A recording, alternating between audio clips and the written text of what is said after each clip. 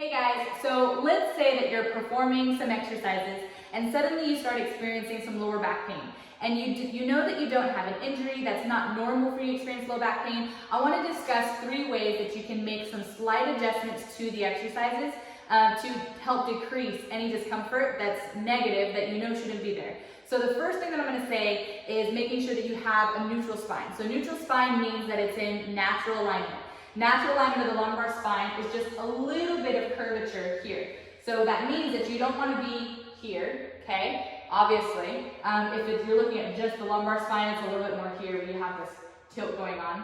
Another thing is that you don't want to be hyperextended, which is here. All right, so you want to make sure that you are neutral spine for the entire movement of the exercise. This goes across absolutely anything and everything. You really should not have an exercise where you're hyperextending or flexing through the lumbar spine. You want to really keep it neutral. The lumbar spine doesn't have a huge amount of movement, nor laterally, nor rotationally, and so keeping a neutral spine is very important. Another way to very simply avoid lower back pain in an exercise is to take yourself against a wall. So let's say that you're doing something simple like a bicep curl, or actually, let's take a front raise. So a front raise, right, is working your anterior delts, a little bit into the arms.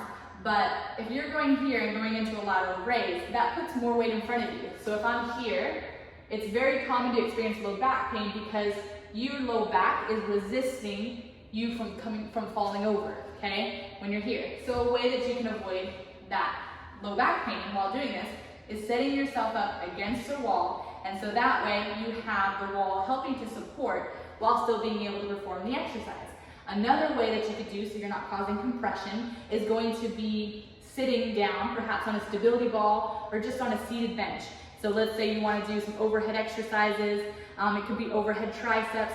There's a whole slew of exercises you could do.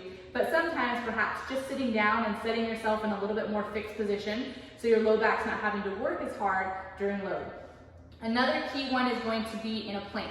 So for instance, if I'm here, and let's say that somebody comes into a plank, but a neutral plank puts too much pressure on the back.